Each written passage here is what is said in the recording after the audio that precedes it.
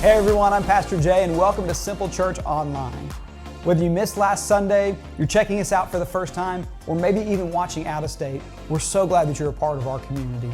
And we're praying today that as you watch, God would use this to bless your life. Enjoy the message.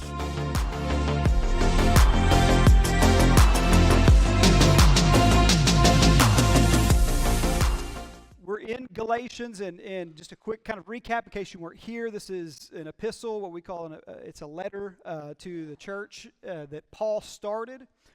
Paul, who we're going to learn, was not a Christ follower early on, kind of just the exact opposite. And God does a miraculous work in his life. He's changed forever, and he begins speaking to what we call Gentiles, which were just non-Jewish people. Remember, everything kind of flowed through the Israelites and the Jewish nation. That's how Jesus came about. And then after Jesus came and died, his death, burial, and resurrection, the gospel, the good news, was available for everyone now. And so Gentiles, non-Jewish people, were now available to have communion with God, to be in a relationship with him. And Paul was tasked with going and preaching to the Gentile people. And so he went about starting these churches. As with anything, when something's new, there's a lot of misinformation around it. We see specifically here in the church in Galatia that there were people who were coming along, these Gentiles who were being saved, Jewish people who were saying, hey, it's great that you want to be saved, and yes, Jesus died for us, but you also have to become Jewish and follow all the Jewish law, including being circumcised, which would not be fun if you were older. And there's all these rules and stuff that you have to follow now in order to follow Jesus as well. And Paul emphatically, as we learned in the first section here, says that's not it at all. As a matter of fact, if you add anything to the gospel, it becomes no gospel at all. It's nothing.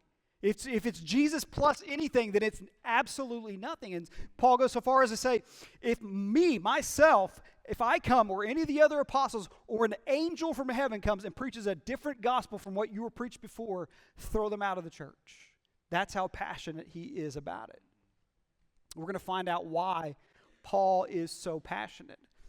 We kind of ended off with verse 10, but I want to read it again because this is really, really important to understand. This is what Paul says. Obviously, I'm not trying to win the approval of people, but of God. If pleasing people were my goal, I would not be Christ's servant. Paul says, listen, I'm not here to try to make things all puppies and rainbows. I'm here for the truth because it's the truth that sets you free, as he writes later. I'm not trying to appear better than anybody. I'm not doing this for my own gain. I'm doing this because God called me to this, and I can do nothing else with my life. That was Paul's mentality. Why was Paul so passionate about this? People had come along and were basically telling people, like, Paul's right, yeah, Jesus died for us. But Paul's gospel is kind of incomplete, and he doesn't have all the stuff that we have. And so basically, Paul got it from some other people who got it from some other people, and this is really what you need to do.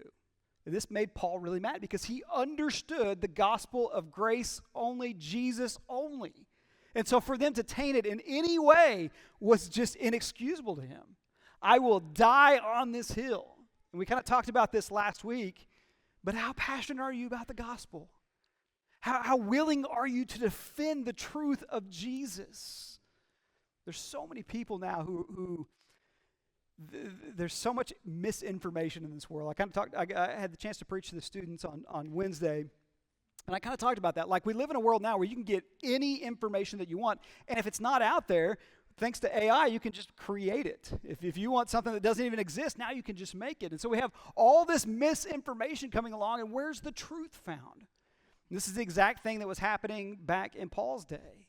There's so much misinformation. Where does the truth come from? And so Paul is going to explain to them by using his past and where he's at currently as to how he came to this point in his life. Verse 11 says this, "Dear brothers and sisters, I want you to understand that the gospel message I preach is not based on mere human reasoning. I received my message from no human source, and no one taught me. Instead, I received it by direct revelation from Jesus Christ." So Paul says, let me refute just a couple of things here. First of all, this isn't just human reasoning. This isn't just something that I came to, and this sounds good, and it sounds like a get-out-of-jail-free card. This isn't just something that we just kind of came up with because it feels better than some other religions. It's not just my reasoning that came up with this. It's not something that's man-made or that was taught to me by other people. I didn't have someone come along and say, hey, let me share the ABCs of salvation with you. This is not how I got this. He said, on the other hand, how I got this was a direct revelation from Jesus Christ himself. So Paul says, listen, God set me apart in this. Listen up. I have something to say. I have a gospel to preach because I receive this directly from God through Jesus. Again, this is why Paul is so passionate. He had people coming along that were tainting and giving misinformation about the gospel truth. And he wasn't willing to put up with that. And I wonder again in our lives, how first of all, how willing are we to refute misinformation about Jesus? And secondly, how knowledgeable are we to do that? We've lived in a time of the church where we just made it really easy and you just kind of show up. And what we stopped doing was challenging people to have their own faith and to understand on their own and to be able to defend the faith on their own. And this is what Paul's going to be passionate about. Like, no, you need to be ready to kick even me out if I'm mistaken here, if I'm preaching a different gospel. And we've got to come together as a church and we've got to start believing again in the gospel and being willing to share and defend the gospel. We feel like that we live in a world now where if you defend something, if you say something's wrong and something's right, that we're bad people. The truth does not spread unless the truth is preached and protected. And it's our job as Christ followers to do that. It's our job to stand up for what's right. That hasn't changed. It was the same in Paul's day. It's the same in our day. It's our responsibility as church people, as Christ followers, to protect the truth of the gospel. But we have to be as passionate about it as Paul was. Now, Paul's going to give us some insight here into why he is so passionate about the gospel. He's going to give us just a quick section here, and then I want to talk a little bit more about who he is and what he walked through. Verse 13. He says, you know what I was like when I followed the Jewish religion, how I violently persecuted God's church. I did my best to destroy it. I was far ahead of my fellow Jews in my zeal for the traditions of my ancestors. Now this section, kind of verse 11 through 2:15, is kind of the autobiography section, is what they call it, of Paul. And Paul's going to share his testimony and his story, and Paul is very clear on this. I'm not sharing this for myself. I'm not sharing this to look good, for you to be like, oh, look how bad he was. And I'm sharing this because the gospel truth needs to be shared, and my story is part of that. See, Paul was a Jewish man. He was a Pharisee. And in other books, he lists out some more qualifications, and he was one of the best of the best. He was above the rest. I mean, he was the head of the class, valedictorian of the Pharisees, if they had those. He was the dude. And he even tells us here, he's like, listen, I was so much further ahead of every other Pharisee when it came to being passionate about the Jewish religion. And what this did is it blinded those Pharisees because they were in control. They were the religious leaders. It was all about them. And so their pride took over. So when Jesus came along and started preaching the good news of salvation, they couldn't hear it because they were so in tune with their own gospel and their own circumstances and their own pride and their own stuff. And thousands of years later, that's still the human condition. So many people don't hear Jesus and don't believe in Jesus. Why? Because we're so consumed with us, my stuff.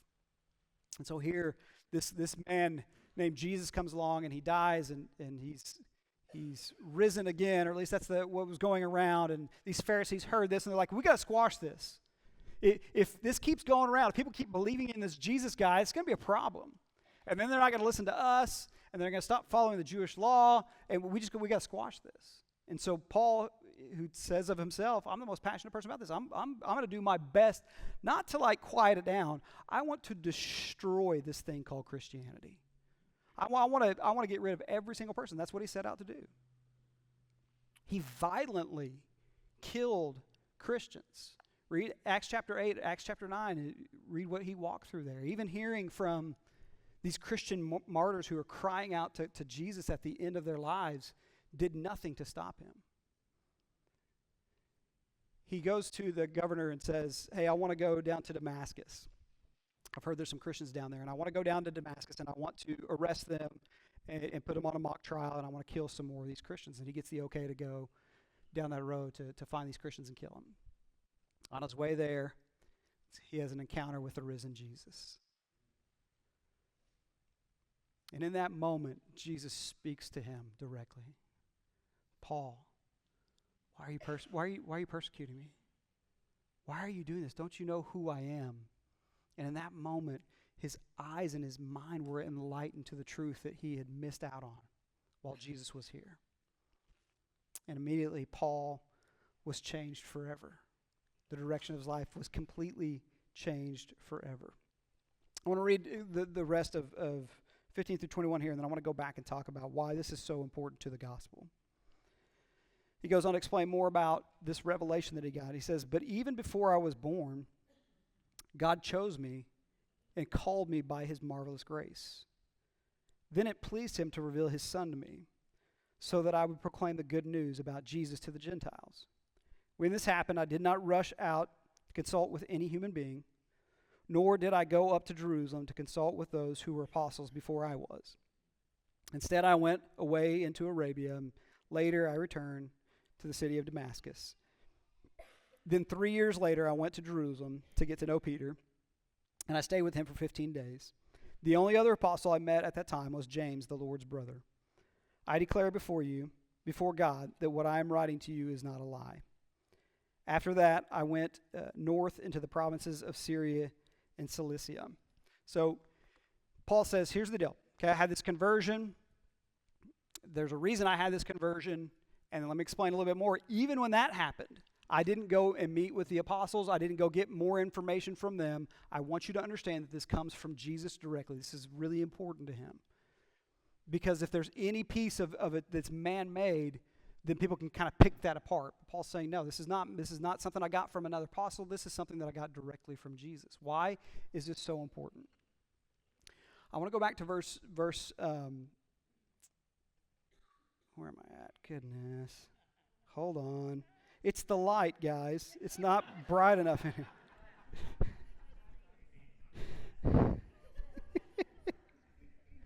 One of these days it's happening. I'm going to find some cool glasses and I'll start putting them on. Jeez. Okay. Verse 15. This is really important to understand, okay?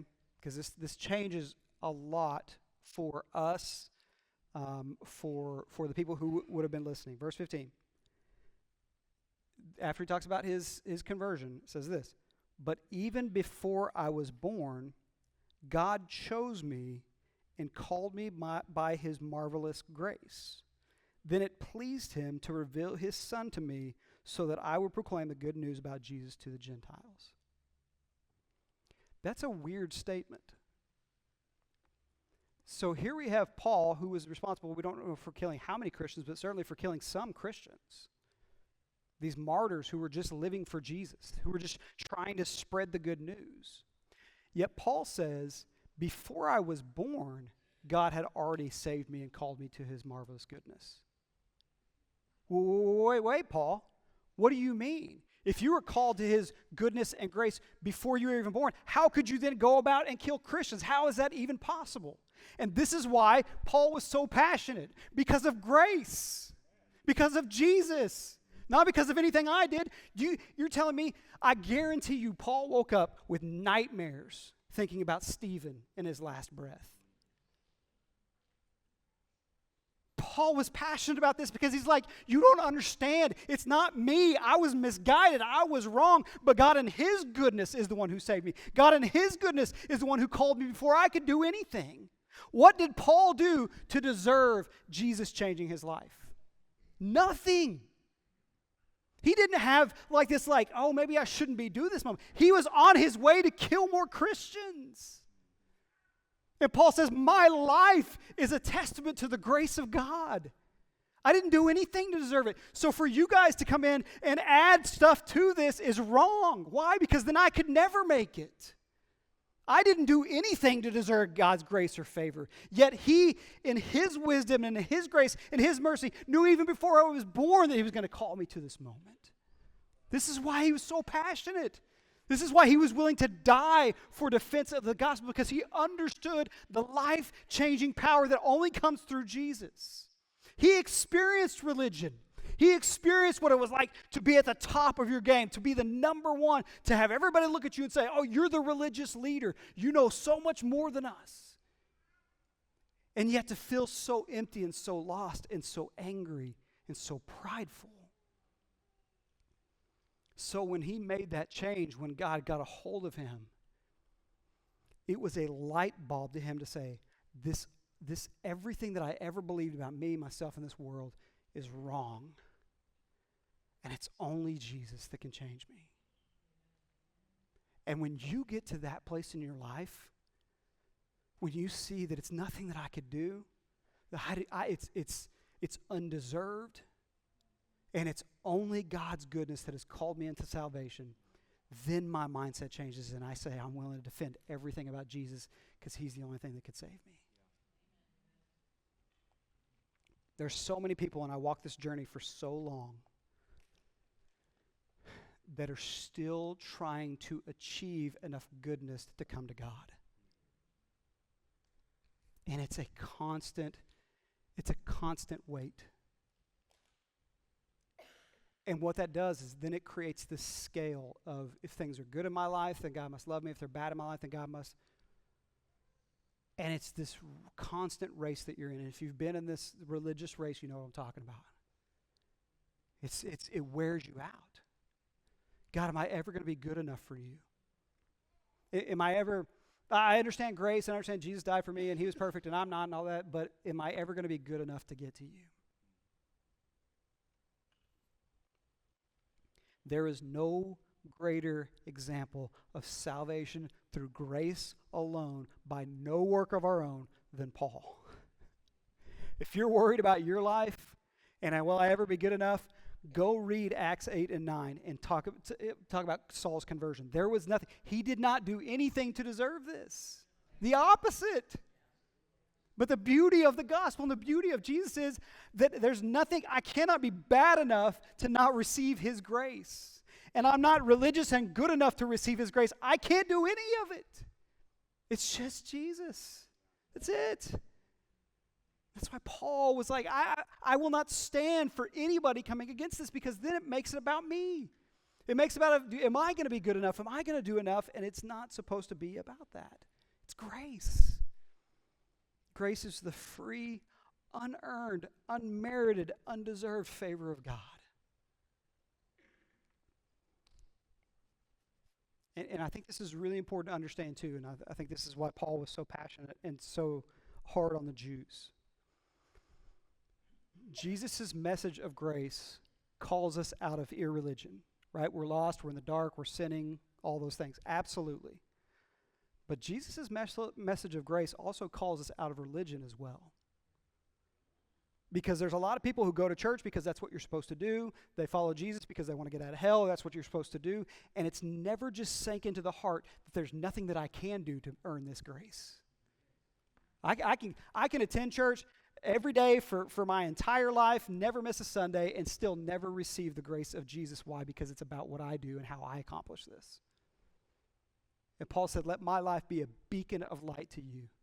There's nothing, you can't be bad enough to get away from God, and you can't be good enough to get to God. Let me just squash that. What you can do is rest in the work of Jesus Christ, and that's it. And that's what Paul wanted. And here's why this is so important. When my faith becomes about what I can do, or you know, God loves me right now and he doesn't love me right now, or whatever, then everything in my life becomes about the circumstances that are in my life. This is what Jesus talked about. When I build my life on the sand, on my own work and my own merit, when the storms come, it's like, oh, well, either God's not real or he doesn't love me. One of the two is happening right now. And we backtrack and we say, oh man, why God? Why would you? But when I build it on the foundation of it's just Jesus and it's nothing that I've done and it's nothing that I can do or won't, then now it's only God's goodness and merit that allows me to even breathe, to even get up in the morning. And now when I'm faced with storms and things are coming my way, I can look to God and say, you're good no matter what. It doesn't matter what my circumstances are. You loved me when I didn't deserve it. You loved me when I was killing Christians against your name. You sought me out from the very beginning, and I was not worthy of it at all. And it takes us into this level of maturity that is so hard to reach sometimes. It's hard to sing trust in God when I don't trust him for my salvation. When I've tried to do this on my own and something comes up, it's hard to sing trust in God, the one who never fails. Because in my estimation, I've seen him fail. God, why would you? Why? That's why I think this is really important to understand, church. And there's a lot of people who don't get to this depth of faith. And this is where we've allowed this shallow Christianity to take over. This is where Paul writes to him, hey, by this time you should be telling me to give me some gospel steak, but right now you're still sipping on gospel milk. Look what Paul says. Not only was it before I was born that God chose me and called me by his marvelous grace, then it pleased God to reveal his son to me. Why did God choose Paul? Because he deserved it? Because he earned it? Because it pleased God to do so. That's tough. Tell that to Stephen's parents. Stephen's one of the first martyrs that we had recorded that died for his Christian faith.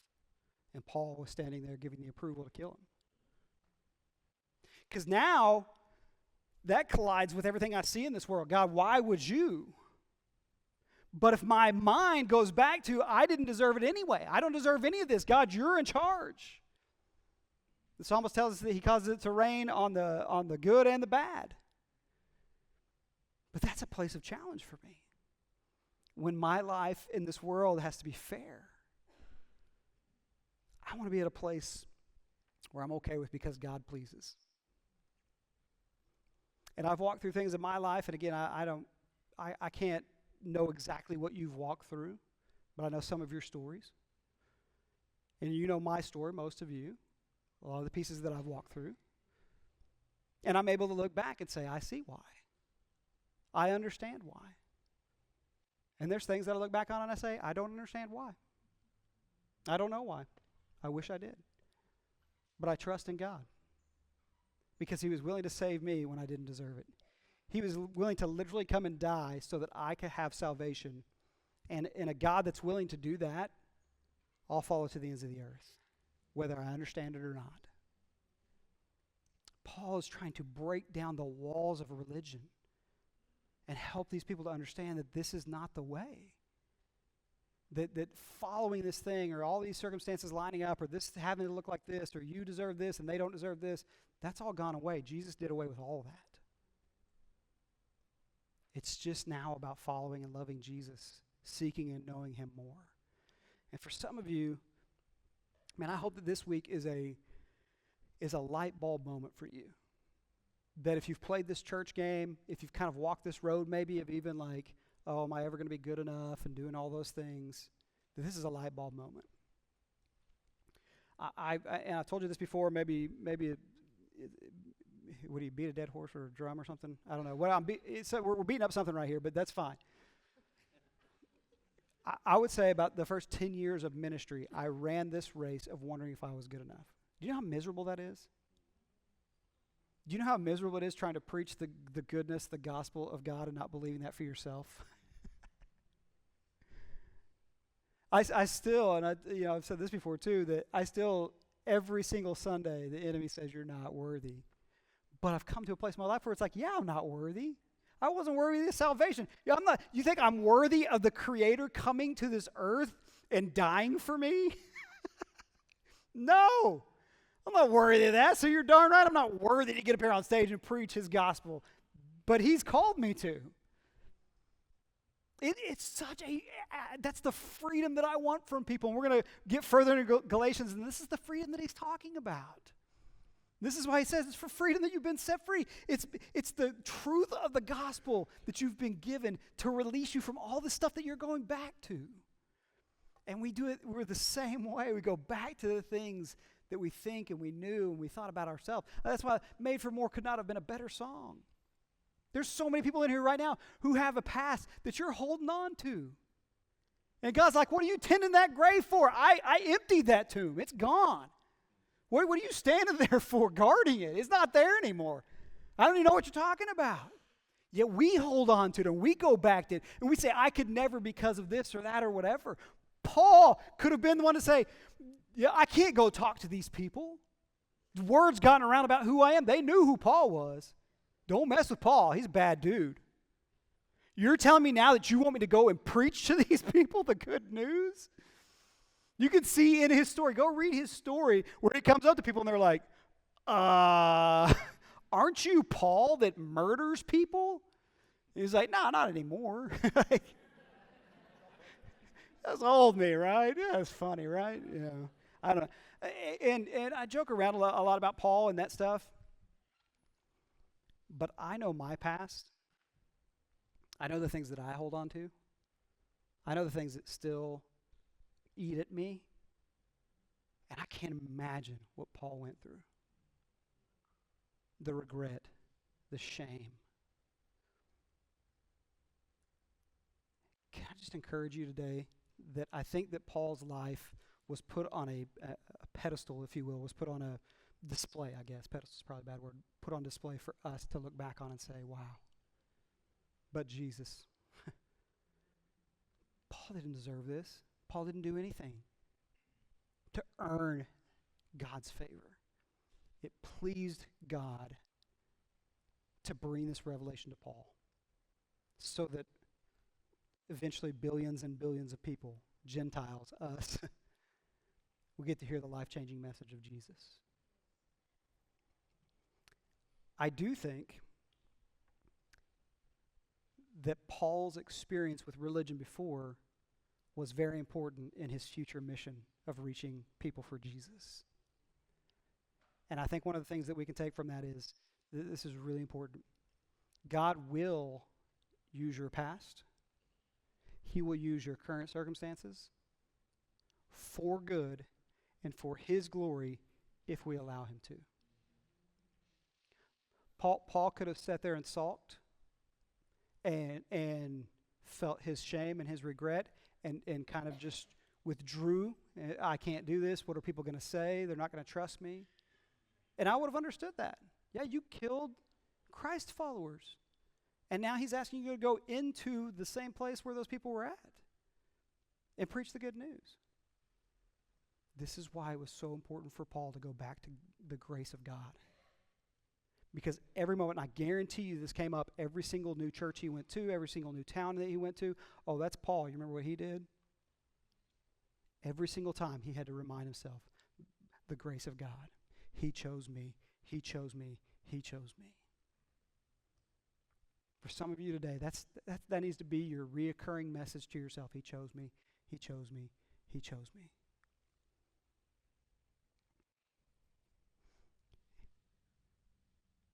For some of you, you've walked through stuff that I don't understand. I can't comprehend what you've walked through. But I fully believe with all of my heart that whether it's something you did yourself, you made some bad choices, whether it's something that someone did to you, or whether it's simply the brokenness of this world and life, that if you will allow God to, He will take it and He will use it for His glory and for your good. I fully believe that with all of my heart. I've seen it play out over and over and over again in this church, in churches that I've been in stories that I've seen over and over again. When we turn it over, God will use it for His good. And I've been in moments where people have shared that with me, that God works everything for the good of for His good according to His purpose. And I've been in moments where I'm like, I don't want to hear that. Shut up. Don't share that with me right now. You know what I'm talking about. But I needed to be reminded of it, that it's God's goodness and His glory.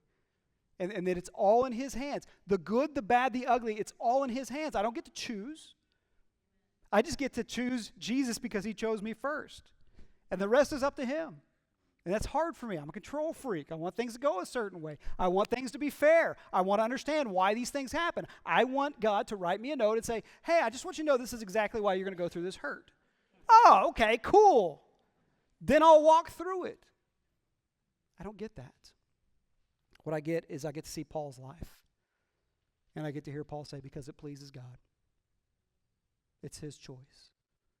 And I want to be at a place in my life where I'm like, okay, I'm okay with that. I want to be like Joseph, man, who, you talk about a story of a guy who didn't deserve it. I mean, he may have been, maybe don't mouth off to your brothers, but sold into slavery, nearly killed, accused of bad things, thrown in jail, all these things over and over again. And God said, what you intended for evil, God intended for good. You're telling me at the beginning when his brother sold him into slavery, he was like, you know what? This is going to be good. No.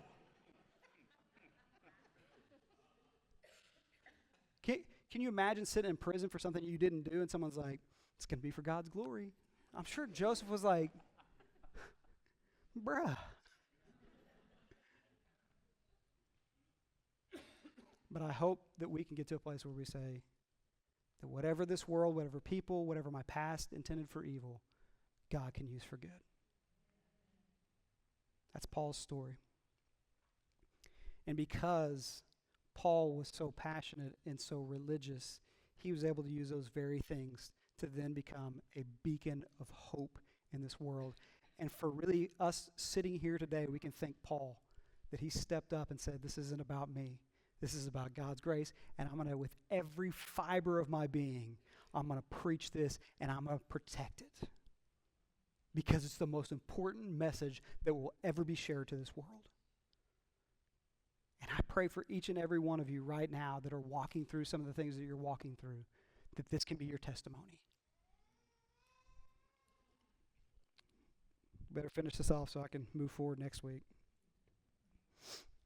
Paul says, verse 22, and still the churches in Christ that are in Judea didn't know me personally. So he's like, even the surrounding churches that I didn't start, they don't necessarily know me. But here's what they say. All they knew was that people were saying, the one who used to persecute us is now preaching the very faith he tried to destroy. And they praised God because of me. Paul's like, I don't understand why all this happened. And I can't explain all these pieces to you. But what I know is that God is using my story, and the people who don't even know me are saying this guy was the one who was trying to kill us, and now he's preaching the gospel, and we praise God because of it. The church had a part to play in this too. The church could have been like, no, you killed Christians. You don't get to do this. You don't get to preach to us. You know who you were. You know what you did. You don't get to come tell us anything. No, they saw that it had been Jesus who made the change. And they praised God because of it. Church, it's our responsibility to go out into this broken world where people are hurt and lost and hopeless and bring the light and hope of Jesus into it. We do that by the way that we carry ourselves through the things that we walk through. We do that by protecting and speaking the truth into their life when it's been given and available. We do that by protecting the way that by not being idiots on Facebook and such. Can I just be honest? If I have a platform to go speak to people and I've used that platform to push away people, then I'm not going to have a very good chance to protect the gospel because probably people are not going to want to hear very much from me. It is our job as the church to go into this broken world and to shed the light of Jesus on it. It's each and every one of us. Every single person in here is a minister of the gospel of Jesus Christ. You may not have been called to preach on a stage, that's okay, but you're called to preach everywhere you go. You're called to be that beacon of light at your work, on your ball team, in your school. That's your job. And now more than ever, we need that message of Christ. And the cool thing is that your past, your history, your circumstances that you've walked through speak to different people because of what you've walked through. God can literally use your past, good, bad, and ugly, to speak to people that I couldn't speak to because I haven't walked through the same things. But that's when we let go and say, God, it's only you. I can't ever be good enough. I can never be bad enough. I can just say yes to Jesus and let him overtake my life. That's it. And that's where Paul landed. And because of that grace, because of that goodness, Paul was able to preach the good news, to create this movement that we're a part of now called Christianity, and to protect the truth of it so that thousands of years later we could have the true picture of who Jesus is and how he changes lives. Let Paul's life be a picture to us of what Jesus alone can do. It doesn't matter what your past is, doesn't matter what your circumstances are. God's in control. It pleases him. He chose you before you could even choose him through his amazing grace. Once again, thank you for stopping by today. We'd love for you to be a part of our family at one of our services. You can find out all of our information at simplechurchtulsa.com, and we'd love to pray for you any way we can. So please message us, and we hope you have a great week.